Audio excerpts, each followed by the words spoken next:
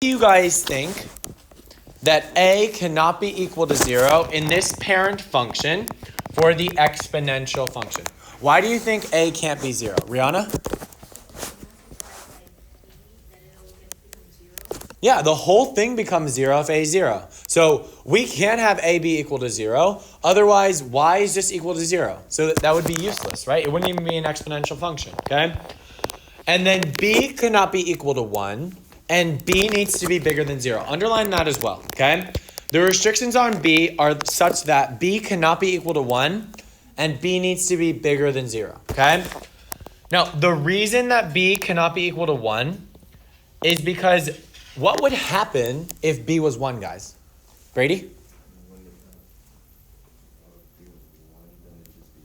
Yeah, it would just be 1 times 1 times 1, however many times x is, right? So what is 1 to the 5th power? 1. What is 1 to the 1,000,000th power? 1, okay? So no matter what, if b was 1, y would just be equal to a, okay? So if b was 1, y would just be equal to a for all scenarios. That's no longer exponential. You're taking the fact that this is an exponential function out of the equation, okay? All right. Now, what we are learning about these is we're going to look at them as a chart, we're going to evaluate them, and we're going to graph them, okay? Today, all we're doing is looking at them as a chart, and we're, what did I say the second one was? Evaluating. Tomorrow, we're graphing them, okay? Take a look down below. Do you guys remember when we were looking at charts, right? And I would ask you, is this linear or non-linear? Do you guys remember that? What would make a chart linear? Brady? If it had a constant rate of change, okay? So we're going to be testing now whether it's linear or exponential, okay? So check out the first one. What's the change in the x values? It's going up by 1, right? So we're going to put plus 1, plus 1, plus 1. To go from 0 to 1, you added 1. To go from 1 to 2, you added 1. And to go from 2 to 3, you added 1. What about the y values? It's going up by 2. So plus 2, plus 2, plus 2. So using our prior knowledge, we would say that this is linear, correct? And why is it linear? Yeah, it goes up by a constant rate of change, okay? So this is a linear function.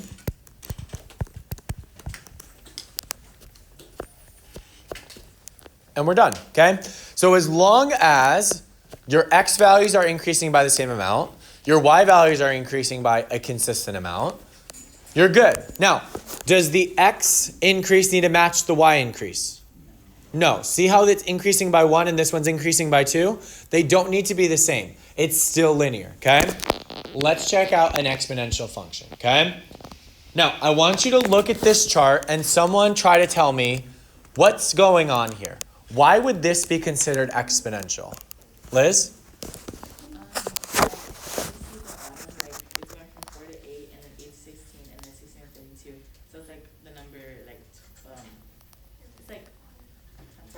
Yes, it's multiplied by 2. Very good. Okay, so linear was addition, right? Exponential, you're looking for multiplication or division. Okay, so write that down. We're looking for multiplication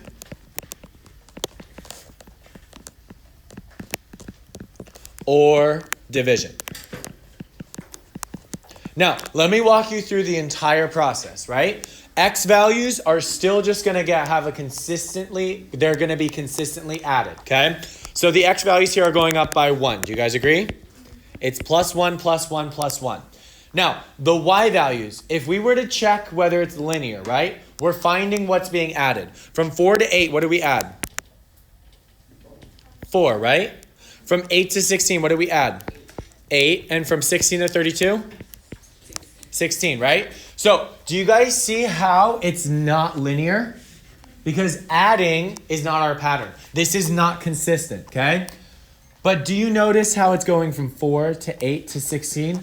The increase is also doubling, okay? So that's how you know, all right, it's definitely not linear. So let's see if it's exponential. And then you would test, okay, I notice it's being multiplied by 2, okay? So if it's times 2, times 2, times 2, as long as it's a consistent multiplication, we would call this an exponential function. So the top doesn't matter? It does matter, okay? So the x values, as long as they're increasing by the same amount. Got it? Right? What's my x increase? Plus 1, plus 1, plus 1. Grace? It's being divided by 2, okay? It's being divided by 2. So remember, multiplication or division is exponential, okay? Because essentially they're the same thing. If we wanted to be picky and say, okay, we're still multiplying, what number are we actually multiplying these by? What? 1/2, okay? So it's the same as just multiplying by 1/2. You can put either one, okay? And then we would say that this is exponential. So the x needs to just have a constant rate of Yes, x is always going to be a constant rate of change.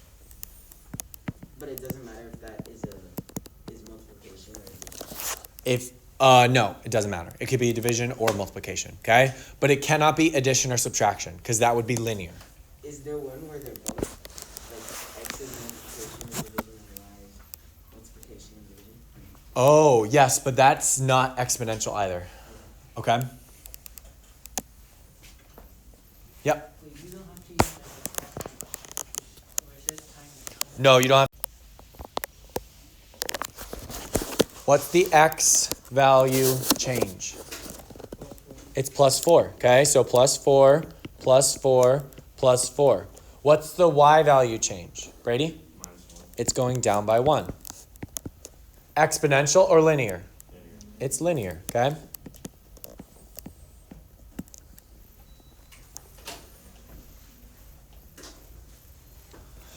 And guys, get creative, get funky, okay? Make your own. So your x's should be increasing by a constant rate of change. Make it whatever you want. Make it -6, make it 7, make it 2, make it 3. Don't be generic and do 1, okay? And then your y's, okay, make them exponential. So have them increase by something. I'm going to make my own too. But I'm going to make mine nice and fun. Has to be exponential, yes. Create your own exponential. I'm going to make one and see if you guys can figure it out.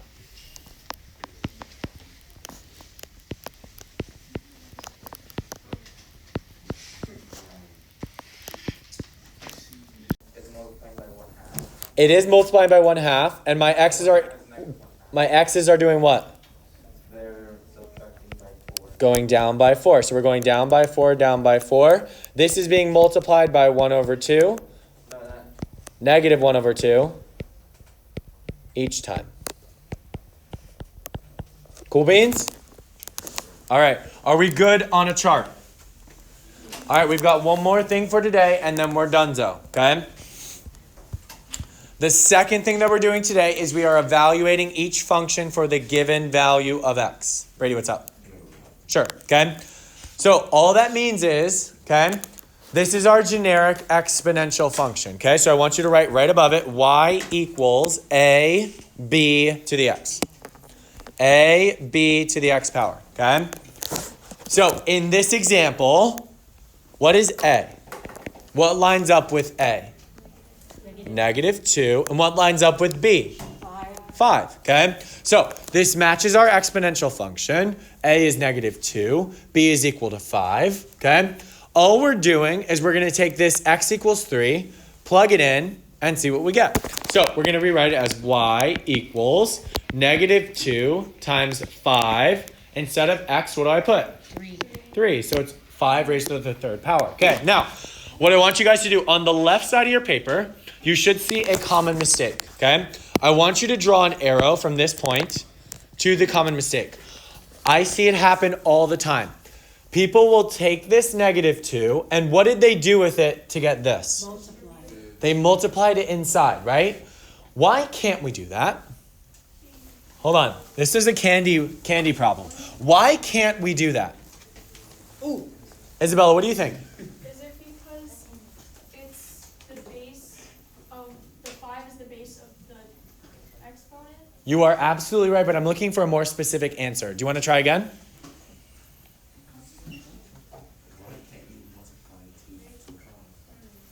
Gio, what do you think? Yo, Gio doesn't. Yo, Jill's nervous. Stop. Seth, wow. It's because So Brooke said it best. In PEMDAS, we start with parentheses. Inside of our parentheses, is there anything to simplify? No, it's just 5. After parentheses, what comes next? Exponents. Do we have exponents? Yes, so we have to cube this before we multiply, okay? So PEMDAS. As soon as we know that, we're going to say, okay, y is not equal to negative 10 to the third. It's equal to negative 2 times, what's 5 cubed? 125. Then we multiply it by negative 2. We get y equals? Negative 250. Okay?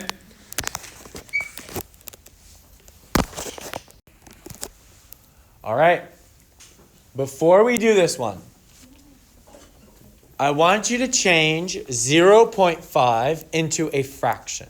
What is the same as 0.5 as a fraction? Aurora? It's 1/2. So we're going to say, all right, y equals 3 times 1/2 raised to the negative second power. All right, now I want to see who's been working hard. Who thinks they know what to do with this? Gio? Love it. You have to flip the fraction. So what am I going to get, Gio? y equals 1 over 3 times, and then to the power of 2. No. I'm so lost. This is what you told me to do. No, I meant. Okay, Gio, let's try it again. Try it again. Y equals. So 1, and then the bar, and then 3 times 3 parentheses 1/2 to the second power. You're kind of, I mean, you're... Aurora, what do you think?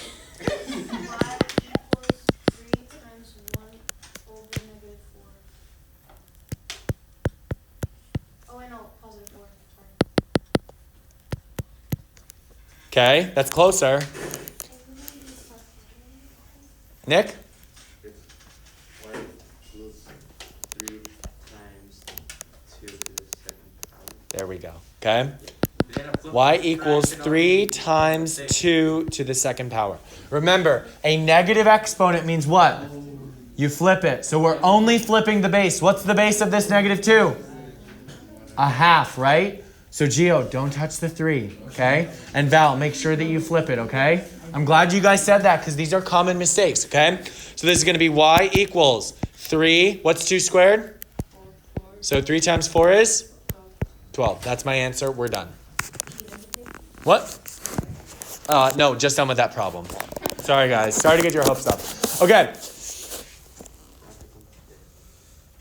Questions on this one? Is that a bad pen to write with? Yeah. I'll switch it. Sorry. All right, C. We're not like done. We're almost done, okay? This is like, no. We have like 6 more examples, okay? But like they'll take 2 seconds. All right, so we got y equals 2 times 9 to the negative 2. All right, guys, our last problem involved a negative exponent. What do you think we do for this one? What do you think we do for this one? Liz? Is it gonna be 1 over 9 parentheses to the second power? Good. So it's 2 times 1 over 9 to the second power. What's 1 over 9 squared? Nick?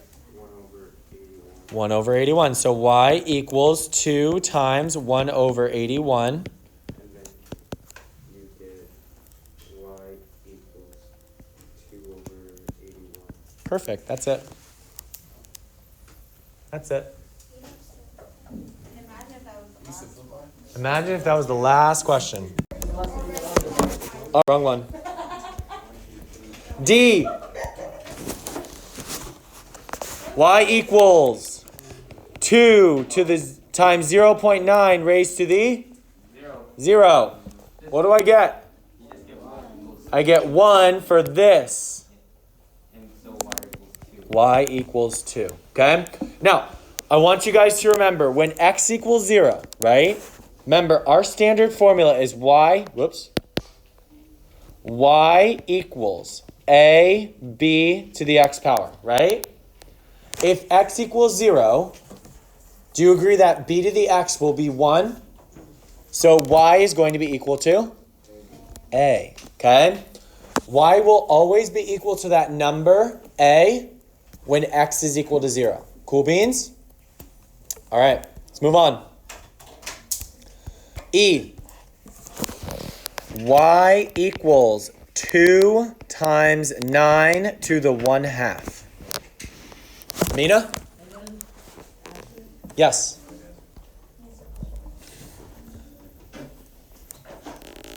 Come on. What do you guys think? Aiden wants to say it? It's plus and minus 3. Yes. So y equals positive 6 and negative 6.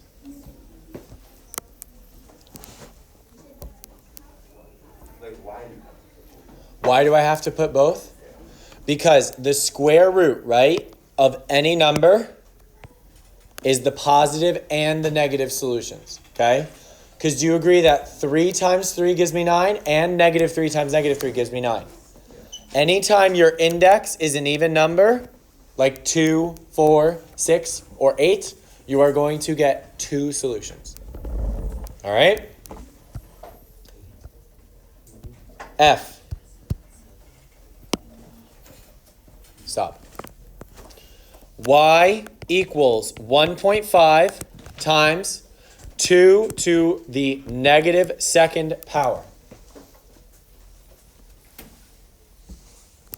All right, negative exponents. What do you guys think we do? Nick, go for it.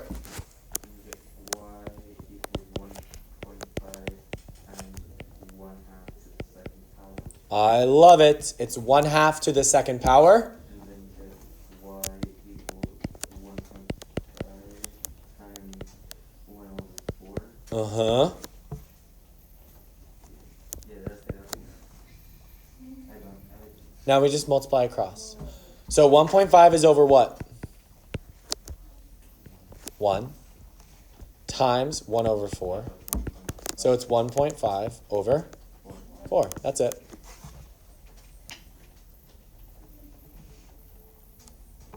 Because 4 does not go into 1.5 evenly, okay? So we're just going to leave it like that. Wait. I'll wait. What's up? We have 2 left, guys. 2 left. G. Y equals 1.5 times 2 to the x power. Y equals 1.5 times 2 to the... It's just 1.5. Okay, last one. Y equals 1.5 times 2 to the 1/2 power. What does that mean? Square root of 2. So y equals 1.5 times the square root of 2.